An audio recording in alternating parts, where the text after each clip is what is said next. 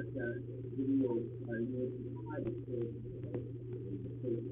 that was two things that the distance, the distance is directly over here. So that's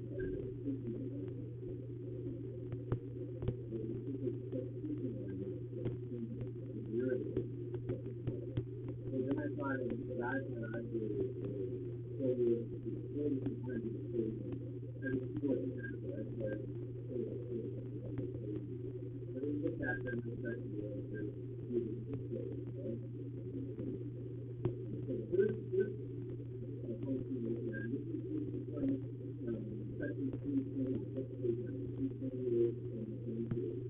and equal to the function. Just so you know, it's still anywhere along that line. The answer is so the first formula we use is that 33 to 34 that you know about that actual the quantity. So this is the one that has that one that what I always do is after that, after day, like if you use the top to that one. It's actually 3 or what the actual 20. So after that, minus after all of the X and then 55, and we try to put in X equals 3 with 0, and we know what the movable continuity, so we can make that. Combine my strings to the top, back to that in -7, and it's about to the continuity. So what's the range of X equals 3? -7, right? That's -7. So that's using that definition. Then what happens if you have use that other definition here, the verification for the so read that other definition, so when I do this one, always directly right. So let's have this equal case, so this is X is equal case, and minus that. And then after 3, negative 20 is the other after days, after 8 plus 8, after 2 plus 8, minus after day, all over 8, and then combine my terms, and negative and positive, negative positive and cancel, and that's negative 7 over 7, the 8 is negative 7, so what's the limit? The 8 goes to 0, and no more H's, and negative 7. Anything you got there, anything you get close to. So that's how you apply that to the that's in the quadratic function. We know it, so let's get I know that cross gets back to 0 and negative 9, and I know it's around the conjunction with AX squared positive 1, right? So it's something right there. And then we're looking at the slope of the curve at X equals 2. That slope right there, that's the easy slope. That's really the best. So do that after that. And that's going to be that's my A limit. That's the derivative. I evaluated the function of X equals 2. So 2 squared is 4. 9 times 2 is 18. 4 plus 8 is 2. After that, minus today, all of it, that's minus 8. Substituting right now, we get 0 to 0, so we're able to find but back to the numerator out, and that's minus 15 points. Usually, if you get 0 to 0, you're able to denominator. If it's a rational function, there is always a rational function. If you like this, you know you can do it. Just say get rid of this 0 to 0, right? That's what you got for the left is, as X equals to 2 of X plus 11, you get 13. That's how the actual right there is 13.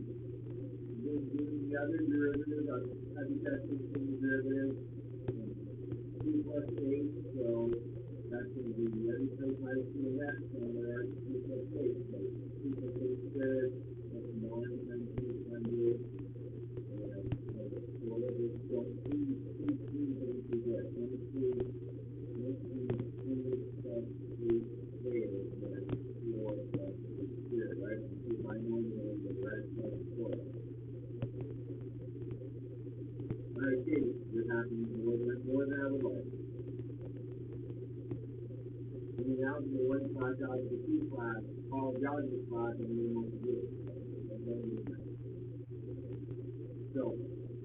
is this, and then give it a 90, it's a finite term, so here's the echo, the echo 3, or 2 plus 8, and then the echo 2 is 22, that you get that up here.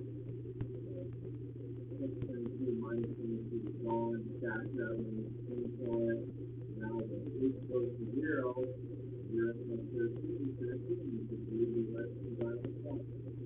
Right? A little complicated.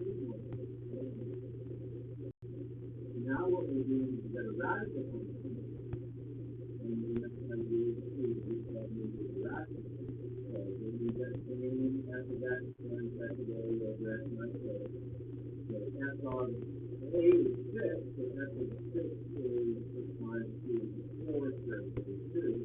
And then we get that, and f of a over x minus a, and then times 7 is 6, I get 0 over 0, and over. So the way you rationalize, so the way you get rid of this one moving to the radical is if you derive the numerator, usually you've got this derivative, you're going to have to multiply by the conjugate. That's right. And then the difference between squares on these 1300 is x minus 4 times x plus 4. That becomes x squared positive 4x minus 4x gonzo. No real term. That's what happens when you multiply the conjugate. X squared x minus 2 times squared x minus 2 is x minus 2. No real term. This comes out. Negative 2 times 2 is negative 4. So I combine those to get the x minus 6. Oh, we love that the denominator by changing and don't FOIL it out. Don't do any over communicate. What happens is the steady expression so it's left with 1 over that, we start doing 6, we get the series of 4, which is 2, and 2 plus 2 is 4. So that's that here.